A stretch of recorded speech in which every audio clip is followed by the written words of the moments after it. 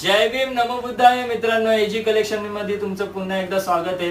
So मित्रांनो, आज आहे 1 एप्रिल आणि फक्त 14 एप्रिलला 13 दिवस बाकी आहे मित्रांनो। तर पटकन डिस्प्लेवर नंबर दिला, त्या नंबरवर तुम्ही कॉल मेसेज करा आणि आपला कुर्ता बुक करा मित्रांनो।